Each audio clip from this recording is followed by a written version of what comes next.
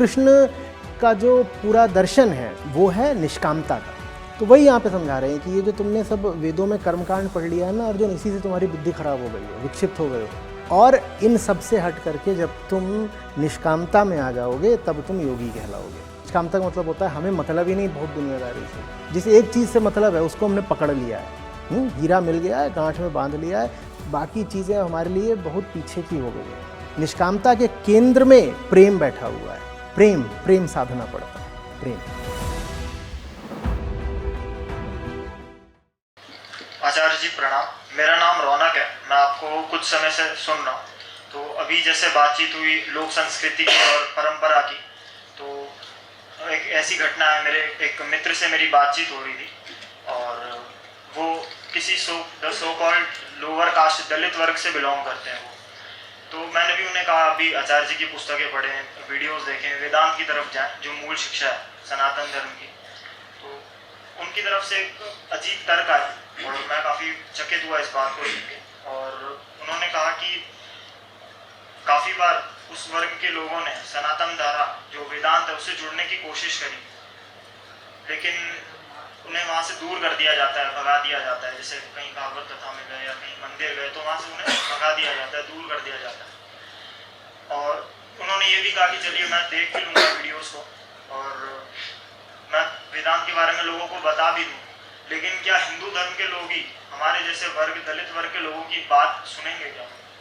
तो मुझे दुख हुआ काफ़ी कि जो इतना बड़ा वर्ग है सनातन धर्म का ही, अगर वो ही वेदांत की शिक्षा से दूर हो जाएगा तो ये बात आगे कैसे पहुंचेगी।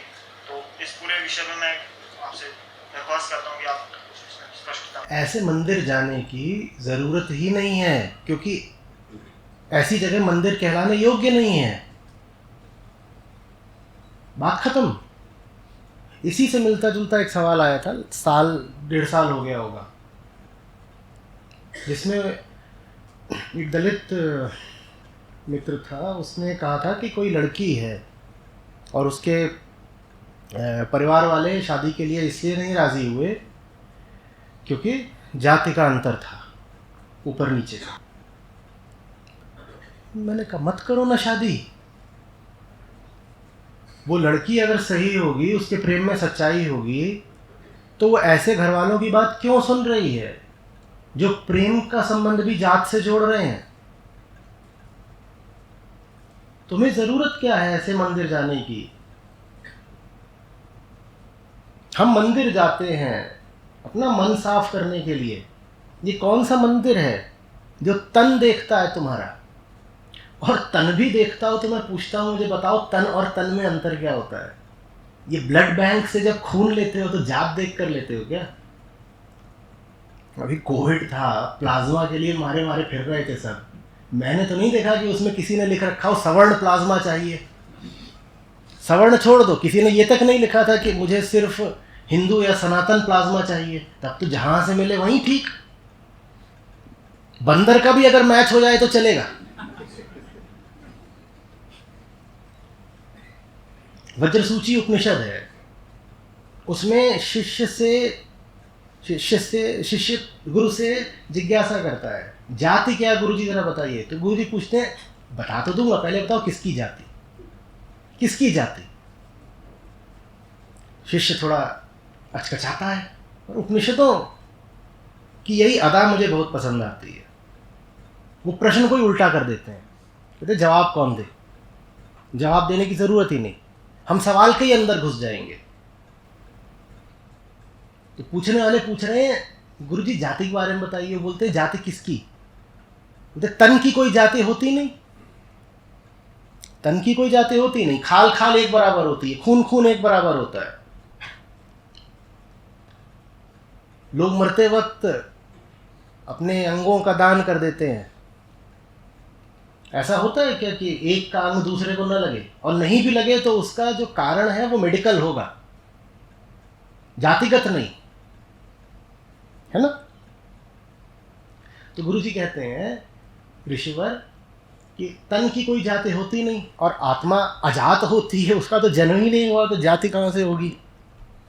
तन की जाति हो नहीं सकती और आत्मा अजात होती है तो जाति आ कहाँ से गई? ये ये हमारे उपनिषद बता रहे हैं कि जाति जैसी कोई चीज़ नहीं होती बेटा, किन चक्करों में फंस रहे हो। जाति उस समय भी संस्कृत का हिस्सा थी, पर ऋषियों ने सदा समझाया यही कि जाति कुछ नहीं होती। अब लोग ऋषियों की बात नहीं मान रहे थे, तो इसमें ऋषि क्या करें, ऋषियों को दोष मत दे देना।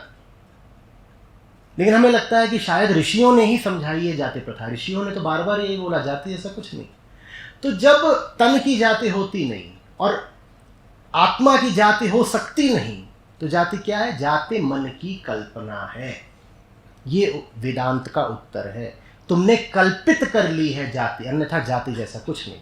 और ये बात समझने वालों को सबको समझ में आई, जिन्होंने भी जाना है उन्होंने यही सिखाया है कि किन चक्करों में तुम फंसे हो, जात पात जात पात। सब संतों ने यही सिखाया ना, सब गुरुओं ने यही सिखाया ना।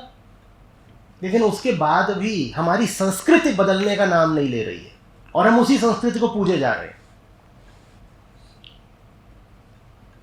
जिन मंदिरों में दलितों की मनाही हो, या जिन मंदिरों में दलित पूजा अर्चना नहीं कर सकते, या जिन मंदिरों में कह रहा हूँ दलित पुजारी नहीं बन सकते, तुम्हें उन मंदिरों में क्यों जाना है? सत्य क्या किसी मंदिर में बैठता है? जिस मंदिर में दलित की घुसने की मनाही है, उस मंदिर में सत्य भी नहीं घुस पा रहा, ऐसे समझ लो। जो तुम्हारे दोस्त साहब हैं, इनको कहना बाहर आना, इधर उधर ढूंढना, सत्य भी वहीं पे घूम रहा होगा, वो भी कह रहा होगा मुझे नहीं घुसने दे रहे अंदर। तो और मैं इसको बहुत बड़ी समस्या मानता नहीं। देखो,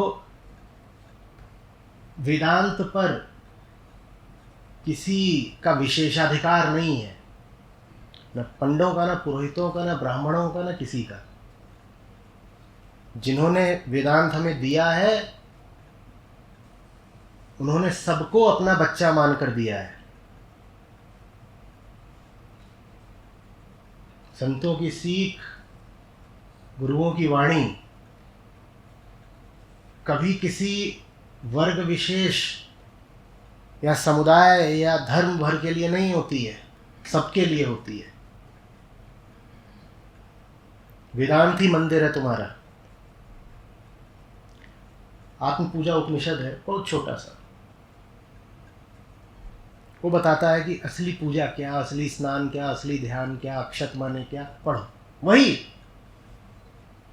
तुम वैसे ही पूजा कर लो। ये सब बड़े बड़े मंदिर वैसे भी बहुत काम के अब रह नहीं गए हैं, बहुत राजनीति है।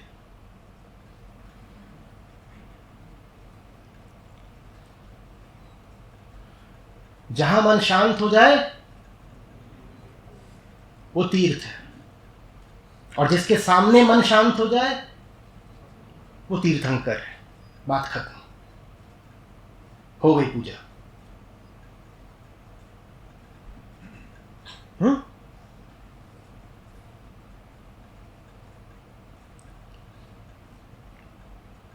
जहां हमने सर को झुका दिया वहीं एक काबा बना दिया।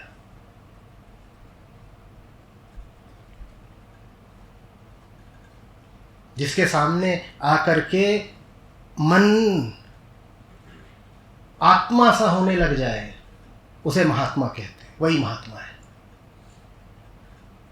किसी जाति का अधिकार भर नहीं है महात्मा होने पर।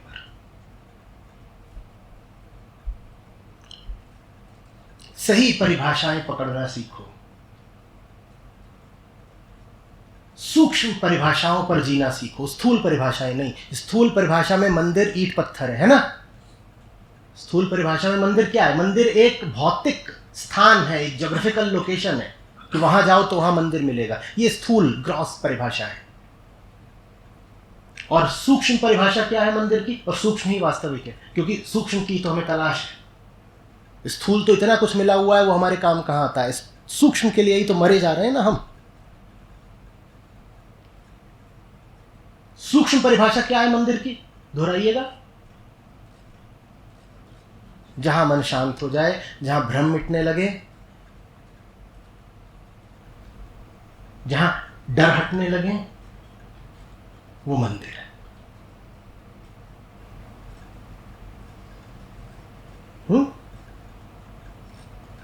जिन्होंने जाना है उन्होंने हमेशा ये जो ईंट पत्थर वाली व्यवस्था है इसका बड़ा उपहास करा है। काकड़ पाथर जोड़ के मस्जिद लई चुनाए और तापे मुल्ला बांग दे बहरा हुआ खुदा है। खुदा बहरा है क्या जो तुम रोज पे चढ़ करके बांग देते हो मुल्ले? ये कंकड़ पत्थर की क्या बात है? मस्जिद कंकड़ पत्थर से नहीं बनती। और उनका आशय सिर्फ मस्जिद से नहीं था। पाथर पूजे हरि मिले तो मैं पूजूं पहाड़। जहां भी उन्होंने पत्थर की पूजा देखी, जहां भी उन्होंने इस कंकड़ पत्थर के प्रति बड़ा सम्मान देखा, सीधे यही कहा,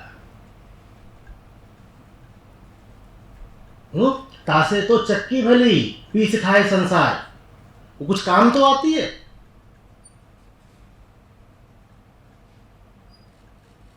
और ये बात कह रहे थे वो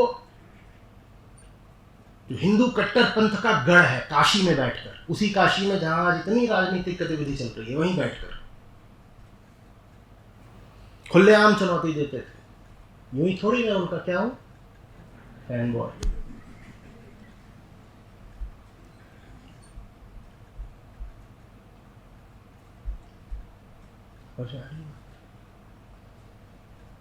तो मूर्खों की एक धारा हमेशा से रही है और बड़ी भारी धारा रही है, और एक निर्मल धारा रही है ऋषियों की, संतों की। वो वास्तविक धारा है। तुम उस धारा में चलो। तुम्हें क्या आवश्यकता है कि जहां हजारों लाखों की भीड़ हो तुम्हें उसी मंदिर में जाना है? वो बहुत बड़ी धारा है, वो बहुत समय से बहती रही है, शायद आगे भी बहती रहेगी, लेकिन तुम्हें उस धारा का हिस्सा बनने की कोई आवश्यकता नहीं है। मैं तुम्हें बस ये बताना चाहता हूं, एक दूसरी धारा उपलब्ध है। दिल छोटा मत करो। सनातन धर्म श्रेष्ठतम है, और उसमें जो निर्मलतम शुद्धतम अध्यात्म की धारा हो सकती है वो मौजूद है। तुम उस धारा में स्नान करो, वही आत्म स्नान होता है।